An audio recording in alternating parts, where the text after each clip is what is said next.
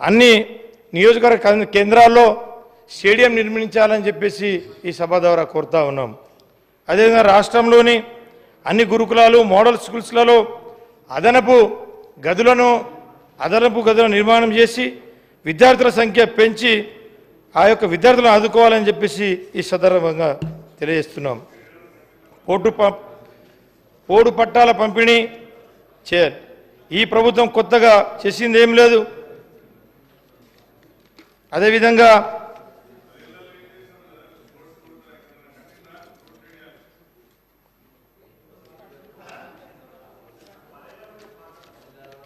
నేను ఇప్పుడు మొదటిసారి వచ్చినానే 10 ఏళ్ళ నాకు అడిగితే ఎట్లా చెప్పాలి.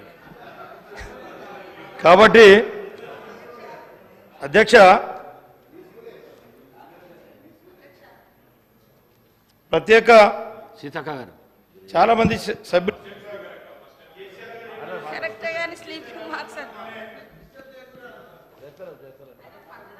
కాబట్టి ప్రత్యేక తెలంగాణ రాష్ట్రం సాధనకు ముందు అభివృద్ధికి అమలులో ఉన్న ఎస్సీ ఎస్టీ బీసీ మైనారిటీ వర్గాలకు కేసీఆర్ గారి నాయకత్వంలో 10 ఏళ్ల పాలనలో ఎన్నో అభివృద్ధి సంక్షేమ పథకాలు అమలుతో బాసటగా నిలిచింది.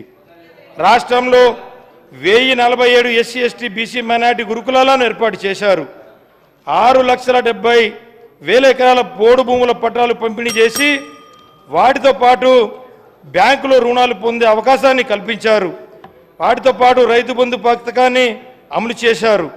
రైతు బీమా పథకం, అదేవిధంగా ఏదైతే రుణాలు మాఫీ కూడా చేసినటువంటి మహానాయుడు కేసీఆర్ గారు. అదేవిధంగా ఏదైతే గతంలో 6,70,000 పోడు భూముల పట్టాలు కేసీఆర్ గారు ఇచ్చారో మిగిలిన పోడు భూముల పట్టాలు ఎప్పటిలోగా ఇస్తారో ఈ సభ ద్వారా తెలియజేయాలని చెప్పేసి ఈ సభను కోరుతా ఉన్నాం.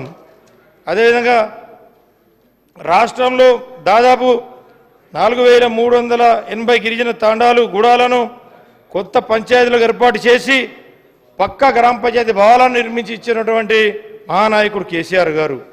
కాబట్టి గిరిజనుల ఆత్మగౌరవాన్ని కాపాడేలా హైదరాబాద్ నడి బోర్డున బంజారా హిల్స్లో బంజారా భవన్ ఆదివాసీ భవనాలను కోట్ల రూపాయలను వెచ్చించి నిర్మాణం చేసినటువంటి వ్యక్తి కేసీఆర్ గారు.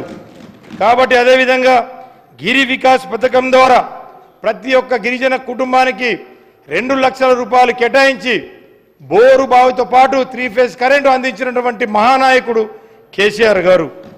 కాబట్టి అంతేకాకుండా నియోజకవర్గ కేంద్రాల్లో జిల్లా కేంద్రంలో పాటు నియోజకవర్గ కేంద్రాల్లో కూడా 2 కోట్ల రూపాయలతోటి ప్రతి ఒక్క నియోజకవర్గాల్లో అదేవిధంగా జిల్లా కేంద్రాలలో గిరిజన భవనాలను నిర్మాణం చేశారు, మంజూరు చేశారు, కట్టించి కూడా ఇచ్చారని చెప్పి సందర్భంగా తెలియజేసుకున్నారు. విదేశీ విద్యా పథకం ద్వారా అర్హులైన పేద విద్యార్థులకు 20 లక్షల రూపాయలు సాయం అందించారు. కళ్యాణ లక్ష్మి, షాదీ ముబారక్ పథకాలతో 1 లక్ష రూపాయలు సాయం అందించి నిరుపేద కుటుంబాలకు చెల్లెమ్మలకు మేనమామగా బాసగా నిలిచినటువంటి వ్యక్తి కేసీఆర్ సార్ గారు. దేశ చరిత్రలో ఎక్కడ లేని విధంగా దళిత బంధు పథకాన్ని తెచ్చినటువంటి వ్యక్తి కేసీఆర్ గారు. కాబట్టి వీటితో పాటు నా నియోజకవర్గంలో అధ్యక్ష మరి ఆయన ఎట్లా మాట్లాడుతున్నాడు? మొత్తముగా గత ప్రభుత్వం ఏం అంటే కాంగ్రెస్ ప్రభుత్వం ఏం చేయలేదు, అప్పుడు ఇప్పుడు మొత్తం మేమే చేసినామని చెప్తున్నారు.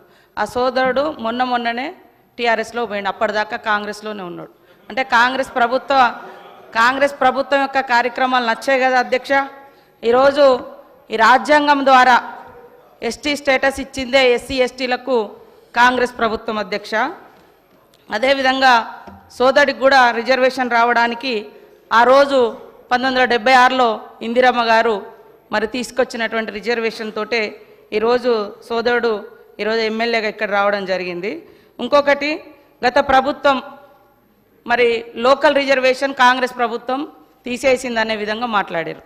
గతంలో జీవో నెంబర్ 3 తీసుకొచ్చి ఏజెన్సీ ప్రాంతాలలో ఐటీడీఏల ద్వారా వేలాది మందికి ఉద్యోగాలు ఇచ్చిన ఘనత కాంగ్రెస్ ప్రభుత్వంది. కానీ మీరు సరిగ్గా ఆర్గ్యుమెంట్ చేయక అది కోర్టులో పోయింది. మీరు ఇచ్చిన 10% రిజర్వేషన్ కూడా ఎలక్షన్స్ ముందు ఇచ్చారు, అది కూడా ఇవాళ కోర్టులోనే ఉంది సార్. కాబట్టి మాట్లాడేటప్పుడు కూడా కొంచెం ఆలోచించాలి. అదేవిధంగా పోడు భూముల చట్టం వందల సంవత్సరాలుగా అడవులలో బతుకుతున్నటువంటి అణగారిన ఆదివాసీ గిరిజన వర్గాలకు మరి పోడు భూముల చట్టం 2006 ద్వారా హక్కు కల్పించినటువంటి ఘనత శ్రీమతి సోనియా గాంధీ గారు యూపీఏ చైర్పర్సన్గా, అదేవిధంగా ఆనాటి ప్రధానమంత్రి మన్మోహన్ సింగ్ గారు సార్. కాబట్టి ఇంకా కొన్ని మైనార్టీల గురించి మేము వచ్చి 10 నెలలు అయింది, మీరు 10 సంవత్సరాలు అన్నారు. 12% రిజర్వేషన్ ఇస్తా అన్నారు, మరి 10 సంవత్సరాలైనా ఇవ్వలేదు. అది మీరు మాట్లాడాల్సిన అవసరం ఉంది సార్. అదే కాకుండా దళిత బంధు పేరుతోటి మోసం చేసినామన్నారు. ఇందులో ఆల్రెడీ 2000 కోట్ల రూపాయలను ఈ సంవత్సరానికి గాను మరి పెట్టడం జరిగింది. కాబట్టి మేము ప్రవేశపెట్టినటువంటి బడ్జెట్ను కూడా చూసుకొని మాట్లాడితే బాగుంటుంది. అంటే ఓకే అన్న, నేనేం అనడం లేదు, కానీ మేము పెట్టినాం కదా, పెట్టిన వాటిని కూడా మీరు పెట్టలేదు, చేయలేదు అని కాకుండా మంచిని మంచి అనుండ్రి, చెడుని చెడు అనుండ్రి, పాలకు పాలు నీళ్ళకు నీళ్ళు, అంతేగాని అన్నీ ఏం లేదు అంటే మరి అది కూడా కరెక్ట్ కాదు. కాబట్టి మా సోదరుడు కరెక్ట్గా ఆదిలాబాద్ జిల్లాలోనే గత 10 సంవత్సరాలలో మీరు ఎన్ని వేల మంది గిరిజన నిరుద్యోగ యువకులకు ఉద్యోగాలు ఇచ్చిరో చెప్పండి, ఎంతమందికి ఎస్సీ ఎస్టీలకు ఇండ్లు ఇచ్చిరో చెప్పండి, ఎన్ని వేల మందికి నీటి వసతి కల్పించిరో వ్యవసాయానికి చెప్పండి. అదేవిధంగా మైనార్టీలకు సంబంధించి కూడా రిజర్వేషన్లు, ఉద్యోగాలు, ఇండ్లు ఏమిచ్చిరో చెప్పండి. మేము 10 నెలలు కూడా కాదు, 8 నెలల ఇప్పుడు మా బడ్జెట్లో అన్ని పెట్టడం జరిగింది. కాబట్టి ఇవన్నీ ఆలోచించి మాట్లాడాల్సిందిగా మా సోదరుని కోరుతా ఉన్నా అధ్యక్ష. అనిల్ జాదవ్ కన్క్లూడ్ చేయండి. అధ్యక్ష, ఏదైతే మంత్రి గారికి ధన్యవాదాలు. ఇప్పుడు మాట్లాడినటువంటి మంత్రి గారి వాళ్ళు కాంగ్రెస్లో ఉన్నారు, నేను అంతకుముందు కాంగ్రెస్లో ఉన్నా, కానీ నేను ఎమ్మెల్యే కాకముందు ఒక జడ్పీటీసీని, నేను జడ్పీటీసీ గెలిపించింది కూడా బీఆర్ఎస్ పార్టీ అని చెప్పేసి గుర్తుంచుకోవాలని చెప్పేసి ఈ సభ ద్వారా కోరుకుంటూ, ఇప్పుడు మాట్లాడినటువంటి మంత్రి గారి తల్లిదండ్రులకు కూడా ఆర్ఎఫ్ఆర్ పట్టాలు ఇచ్చింది కేసీఆర్ గారు అని చెప్పేసి గుర్తుంచుకోవాలని చెప్పేసి సభ ద్వారా తెలియజేస్తున్నాం. అదేవిధంగా నా తల్లిదండ్రులు అంటున్నారు, నా తల్లి తండ్రి 2006 అటవీ హక్కుల చట్టానికి అర్హులు.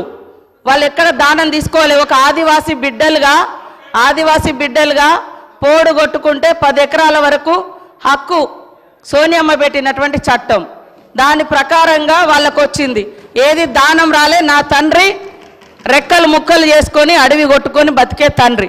ఈ రోజు కూడా మా నాన్న రోజు గుట్టకే పోతాడు సార్. నేను మంత్రినైనా ఎమ్మెల్యే అయినా రోజు అడవికి వెళ్ళి మా ఊర్లో పోయి ఎంక్వైరీ చేయండి. కాబట్టి ఏది ఉత్సంగా రాలే, చట్ట ప్రకారం వచ్చినటువంటి హక్కు. కాబట్టి దానం ఇచ్చినాం అని మాట్లాడకండి, అది నా హక్కు. ఆదివాసీ బిడ్డగా కాంగ్రెస్ ప్రభుత్వం పెట్టినటువంటి హక్కు ప్రకారం నా తండ్రికి పోడు భూముల పట్టా హక్కు వచ్చింది. అది కూడా మీ ప్రభుత్వం వచ్చిన తర్వాత 10 ఏళ్ల తర్వాత ఎన్నికల ముందు మీరు తీసుకున్నారు. అప్పటిదాకా చాలా మంది గిరిజనులకు పట్టాలు రాక ఇబ్బంది పడ్డ మాట వాస్తవము. కాబట్టి ఈరోజు కూడా మరి కాంగ్రెస్ ప్రభుత్వంలో మీరు రైతు బంధు తీసుకునేటోళ్ళు ఎమ్మెల్యేలు మంత్రులు ఉన్నారు, అదేవిధంగా ఇంకా రకరకాల స్కీమ్స్ తీసుకుంటూ ఉన్నారు. అంటే ఒక ఆదివాసిని అయినందుకేనా సార్ పదే ఈ ఎమ్మెల్యే తల్లిదండ్రులకు ఇచ్చినామని చెప్తారు. అది నా హక్కు. నేను ఎమ్మెల్యే కాకముందు నుంచి కూడా నా తండ్రి నా తల్లి అడవిని ఆధారంగా చేసుకొని బతికే కుటుంబాలు మావి. కాబట్టి ఆ క్రమంలో వచ్చినటువంటి తప్ప అది పుణ్యానికి దానంగా రాలే. అందుకనే ఇంకోసారి ఇక్కడ ఉన్నటువంటి ఎమ్మెల్యేలు కూడా మాజీ మంత్రులు కూడా మరి ఈ రాష్ట్రంలో రైతు బంధు ఎందుకు తీసుకున్నారు? అది ప్రజలది. ఇంకా ఇది నా తండ్రి గుట్టను చెట్టును పుట్టను రెక్కలు ముక్కలు చేసుకొని కొట్టుకున్నాయి సార్. ఇది అడవి కొట్టుకున్నారు. అది ఆదివాసీ బిడ్డలుగా మాకు వచ్చినటువంటి సాంప్రదాయపు హక్కు సార్ అది. అనిల్